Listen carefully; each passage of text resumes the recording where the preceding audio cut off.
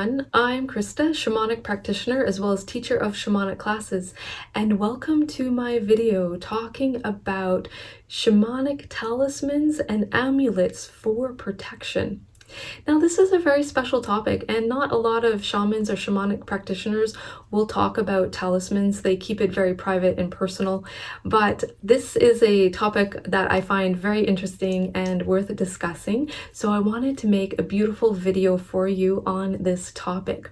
So in this video, we're going to talk about the talismans and amulets that shamans will work with for protection. They can also work with other talismans for healing and other types of properties, but we're just going to look at the protection ones in this video. So what is a talisman or an amulet? So a talisman, an amulet, those are interchangeable words.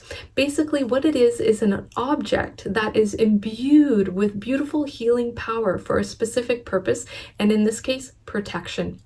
And so the amulet is an object, the talisman is an object that helps to protect the shaman from negative energies, negative influences, misfortune, protecting from all kinds of misfortune, protecting from illness, protecting from negative psychic attack, ill wishing, and also protecting the shaman when they do healing work for another person. Because when they're doing the healing work, the person that is in need of healing, they might be releasing all kinds of energies, releasing stress energies, releasing negative emotions. So the shaman will be wearing a talisman to protect them from absorbing those negative energies from the client that they are working on to do the healing work, so that the shaman doesn't absorb those energies and take them into their aura, into their chakras, or into the body.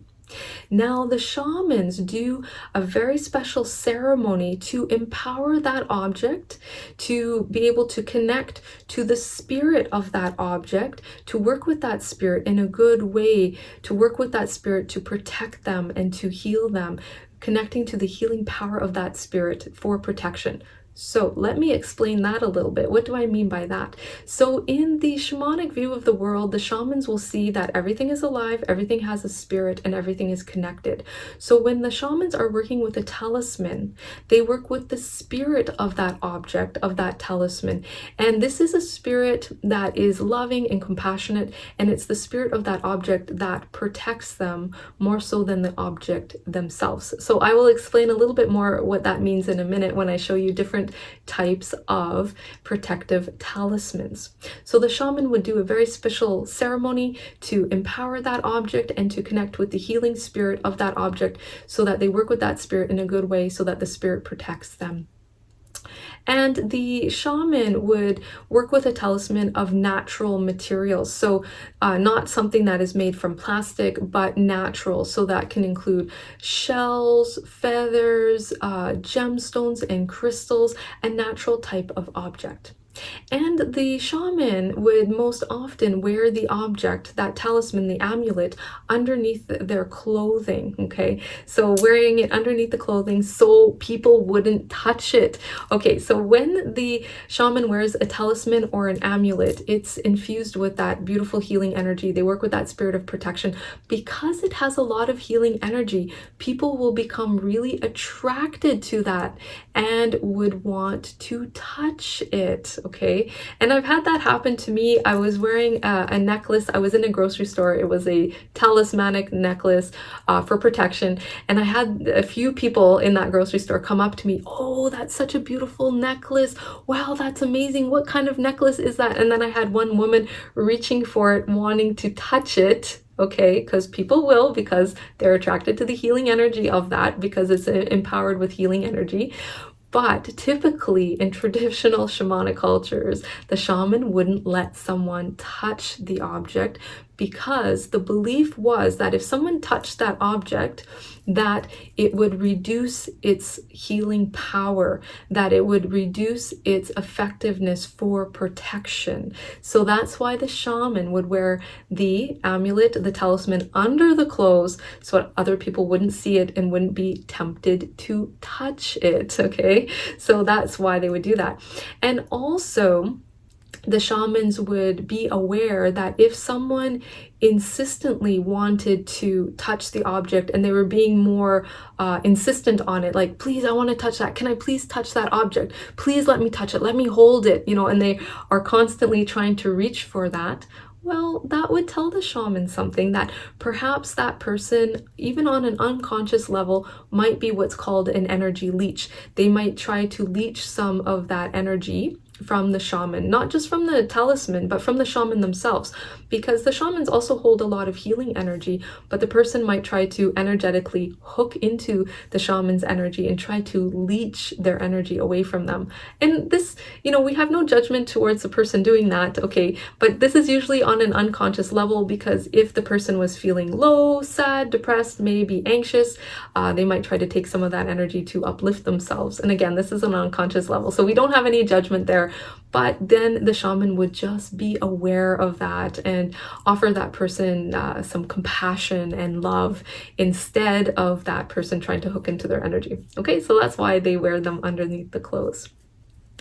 And also the shaman, when they're not working with the talisman or the amulet, they would take it off, they would place it on their altar to rest, on their shamanic altar to rest, to also gain more energy and to be recharged with healing power. So that was also very common, that when the shaman wasn't working with the talisman or the amulet, they would let it rest on the altar to recharge its energy, to recharge the protection and give that a boost.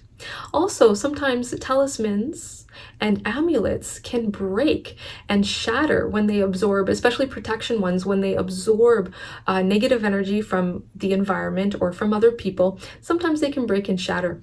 And when that happens, then the shaman would take the pieces of the amulet or the talisman, they would do a special ceremony to give thanks to the spirit of that amulet or talisman, thanking the spirit for the protection, thanking the talisman for the protection that it gave the shaman.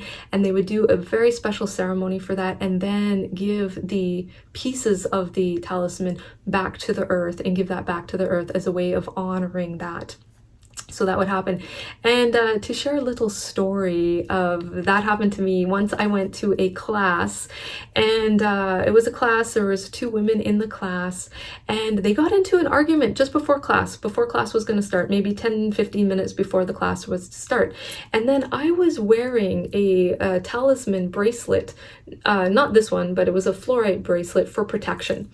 And as the argument was getting more heated, more angry, and more aggressive, all of a sudden my bracelet shattered. It was on my hand. I was sitting beside this other lady. The ladies that were arguing were across from me, and the beads spontaneously broke. I was sitting there calm and relaxed, but it broke, and the beads scattered all over the floor. It was a hardwood floor, and the lady sitting beside me saw it happen, and she went, "Oh my gosh, your bracelet just broke." And I said, "Yes."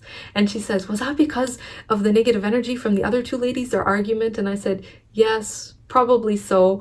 And she goes, "Oh no," she says, "your bracelet's ruined." And I said, "That's okay. It's not ruined. That's okay." I said, "I'm just gonna collect the pieces." So she helped me collect the pieces. I put them in a little pouch. And then later, when I went home, I did a very special shamanic ceremony to thank the spirit of the fluorite bracelet for protecting me.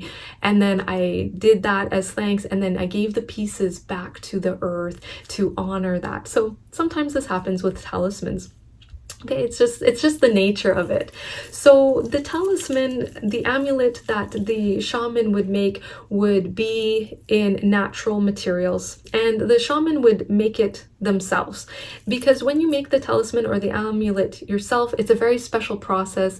It deepens your connection, it deepens the relationship to that talisman, to that amulet, and to the spirit of that talisman. So the shaman would make it themselves.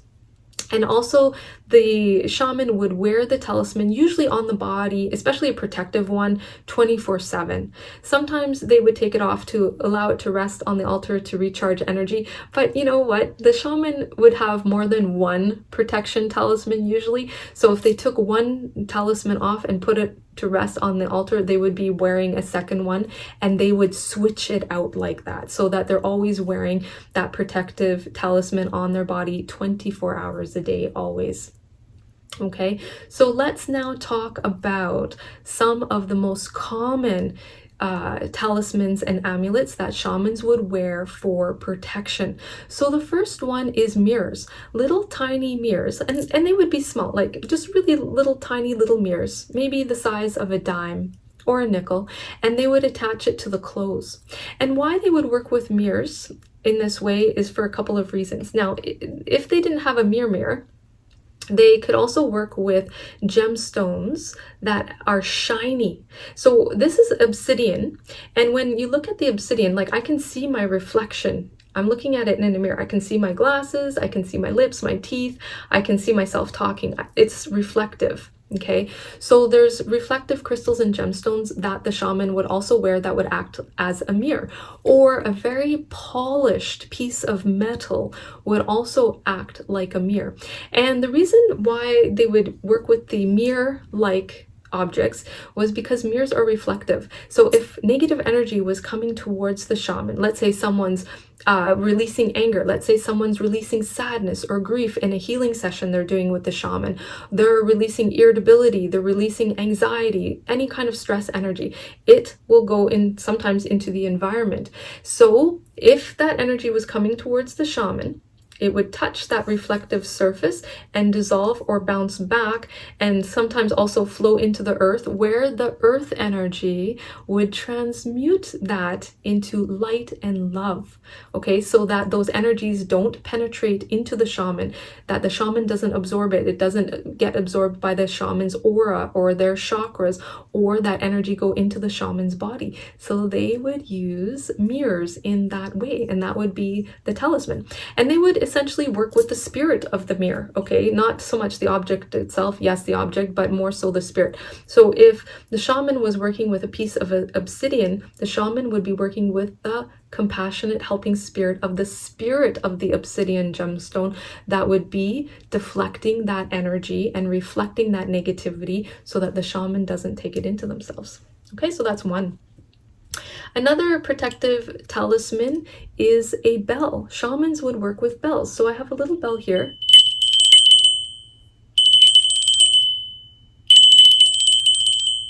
Okay, so that's what it sounds like. I have another bell here. Okay, and the bells would be attached to the clothing.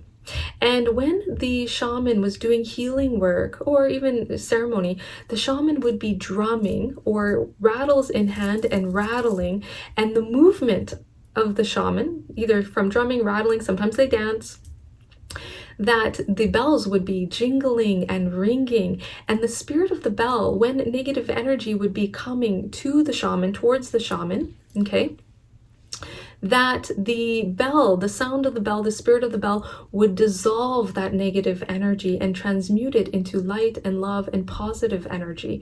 Okay, now the idea with bells too is that if there were negative spirits, okay, sometimes a person could have a spirit attachment of a negative type of spirit attaching to the person, that the bell would also essentially scare off that negative spirit so that the negative spirit doesn't attach to the shaman. Okay, and also with reflective surfaces as mirrors, if the person had a negative spirit attachment, that the idea was that the spirit would see their reflection in the mirror or the shiny surface of the stone or the metal and see their reflection, and if it's a negative spirit, to get scared off and not attached to the shaman. So that is really old school shaman belief, okay? But there's also that belief in more modern shamanic cultures nowadays as well, okay? So that was a way for that. Now let's talk about another type of talisman. So the shaman could work with feathers, so attaching feathers to the clothing, okay? And the spirit of the feather, the bird that this feather is, this one is actually pigeon feather, okay? That the shaman would work with the spirit of the feather, the spirit of the bird, the spirit of the pigeon, that the spirit of the pigeon would protect the shaman from absorbing negative energy. Okay, and how it would do that? So think about the bird and the feathers. Like when we think about feathers, feathers sweep energy, okay? Like if the bird was flapping the wings would be creating wind and dissipating that negative energy. So if negative energy was coming towards the shaman, the feather would sweep that away, you know, create that energy where it dissipates before it would penetrate into the shaman. Think of the bird flapping its wings and creating that wind, and the wind dissipating that energy before it penetrates into the shaman. So the spirit of the bird would be what does that, the beautiful, compassionate, loving spirit of the bird.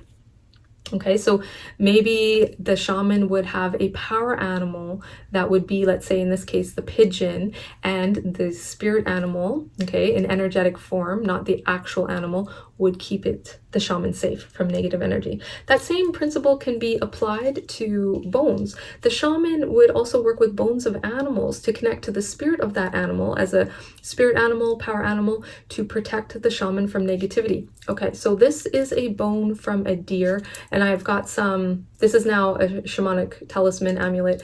I've got some beads here hanging, okay? We've got some leather here, there's another bone here.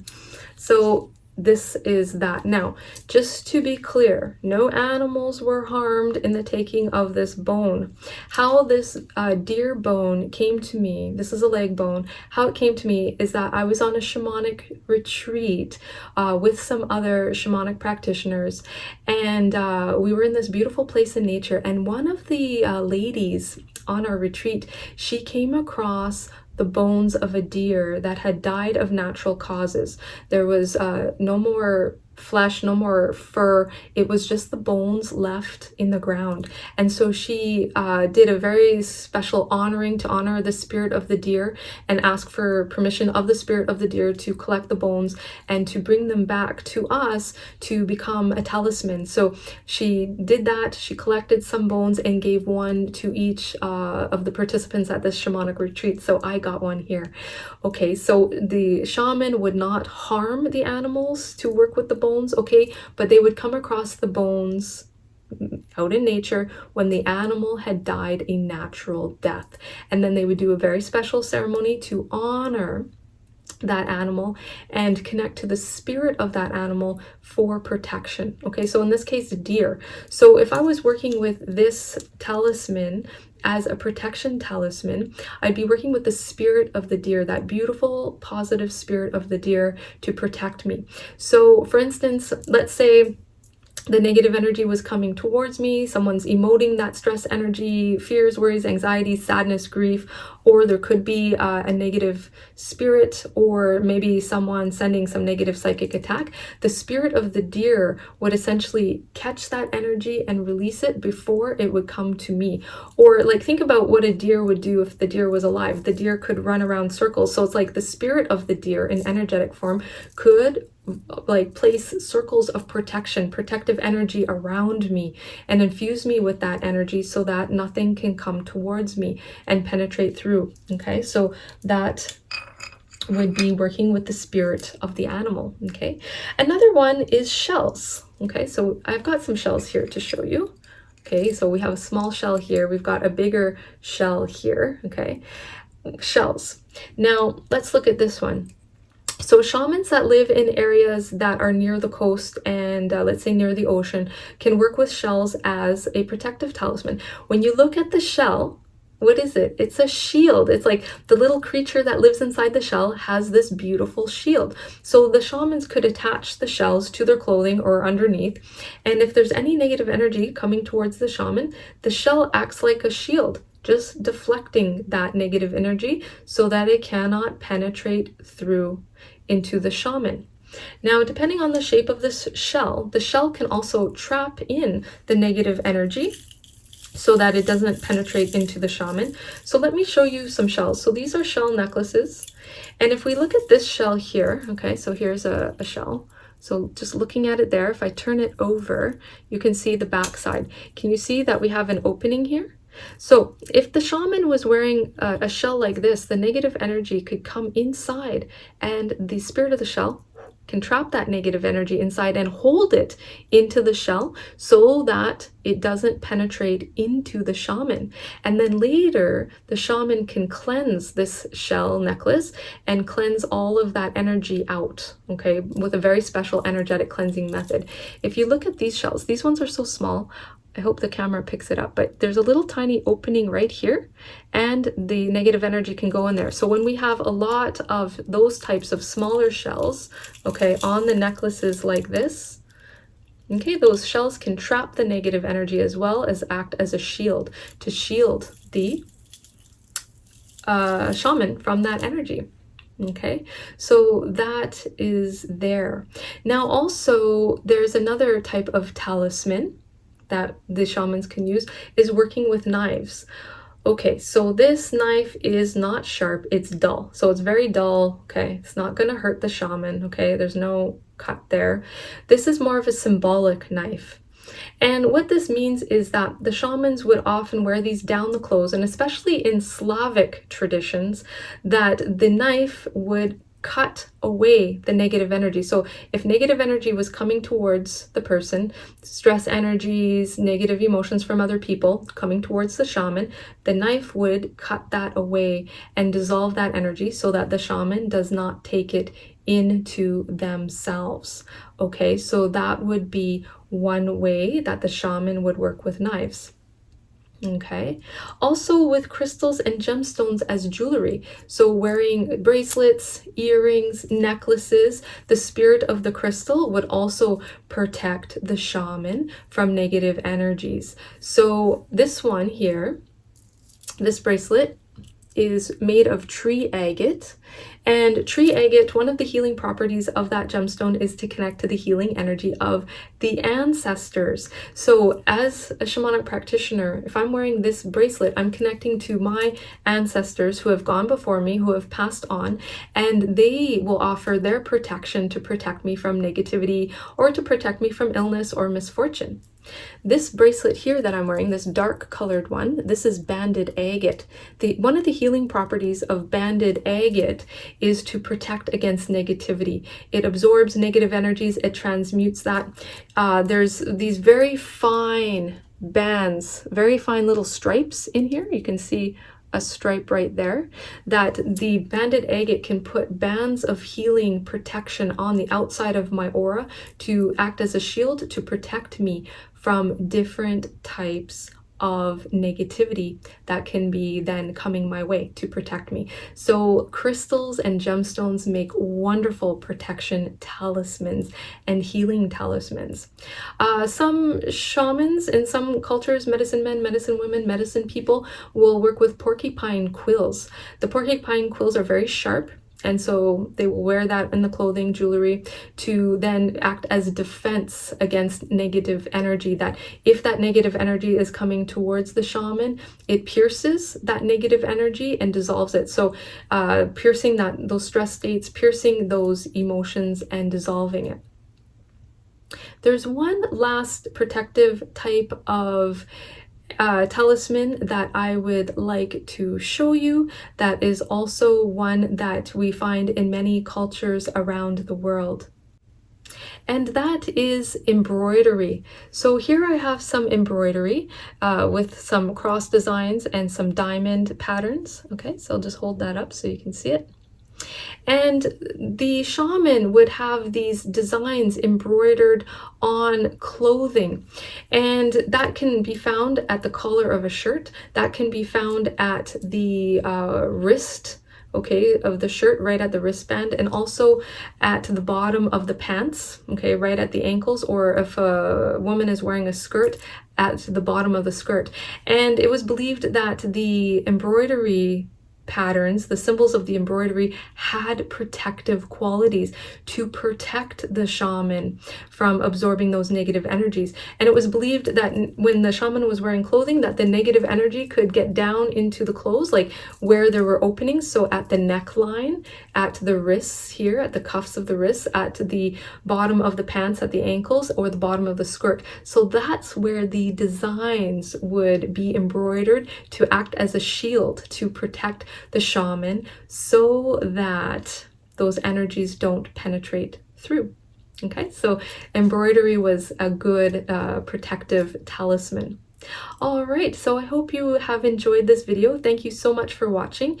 If you would like to go deeper into shamanic healing, I do offer online shamanic healing sessions on Zoom video, as well as I teach shamanic classes online through Zoom that are live and interactive. So to book a shamanic session with me online through Zoom, you can go to my website, shamanicspirit.ca, and book a session there. Or if you would like to do an online shamanic class with me, you can see my class schedule on my website, shamanicspirit.ca. Okay, so I hope you have enjoyed this video. Thank you so much for watching. Lots of love and light and blessings to you, and may you enjoy the rest of this beautiful day.